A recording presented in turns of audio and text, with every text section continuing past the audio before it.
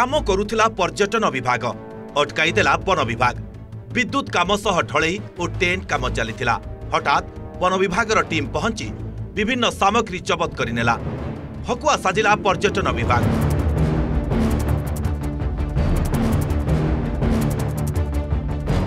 केन्द्रापड़ा पेंठ बेलाभूमि आयोजित हो आसुथिबा eco retreat काम को वन विभाग पक्षरु बंद करा जायछि। जेउ स्थान रे इको रिट्रीट आयोजित हो आसुथिला और चलित वर्ष आयोजन करिबा पई काम आरंभ होईछि सेही बेलाभूमि भितरकनिका जातीय उद्यान और गहिरमथा सामुद्रिक अभयारण्य भितरे जाउछि। समुद्र जुआर आसुथिबा अंचल होइथिबारु एही स्थानटी सीआरजेड एवं इको सेंसिटिव जोन रे जाउछि। एठारे स्थायी और अस्थायी काम करिबा पूर्वरु wildlife board CRZ clearance प्रथमे आवश्यक। कौनसी अनुमति न आनी चलित वर्ष पंचम थर पई पेंठ बेलाभूमि रे इको रिट्रीट पई काम आरंभ बेले वन विभाग पक्षरु काम बंद करा जायछि।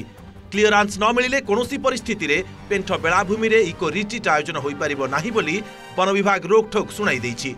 जो संस्थाटी नहीं जो कंपनी नहीं निश्चित भाव में या दुर्भाग्यर विषय जो खामखेल ढंग से जेहेतु पूर्व सरकार रे खामखेल ढंग 4 वर्ष चलीगला एवं ए वर्ष चाहूला ए वर्ष करदेवाई किंतु जेहेतु नुआ वनखंड अधिकारी आसछन्ती से आईन कानून को देखी तदारक कले जना पड़ा से अनुमति आनी ना तो बंद कले तो बंद कर उचित होती कारण परमिशन आनिक करवा उचित।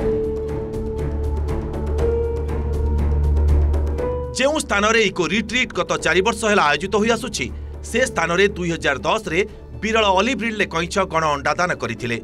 एबे भी प्रतिवर्ष पेंठ बेलाभूमि रे ऑलिव रिडले कईछ विक्षिप्त भावे अंडादान करिथांती। इको रिट्रीट समय रे उज्जवल आलोक सहित शब्द प्रदूषण सांगकु नाच गीत और मदर आसर ऑलिव रिडले कईछक अंडादान प्रक्रिया को बाधा पहुंचाई आसीछि।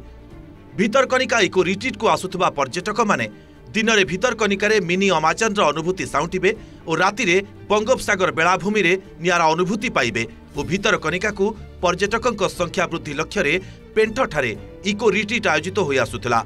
स्थानीय लोके मध्य उपकृत हेउथिले।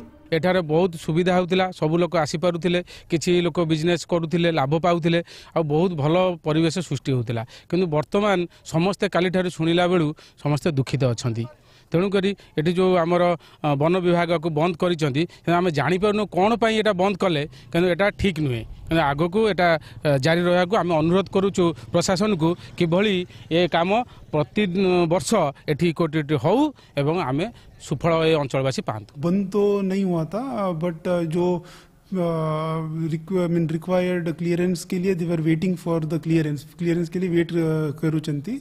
सो they got all the clearances हमें सब क्लियरेंसेस मिला है अभी। सो अभी they are going ahead with the work. वन विभाग आईन कानून भितर ये संस्था छंदी हो जाउची ना पुणी क्लियरेंस आनी पर्यटक मानक खुशी और आनंद प्रियपात होउची ताकू ही अपेक्षा। केन्द्रापड़ा पट्टामुंडेयु प्रवीण कुमार नायक, OTV।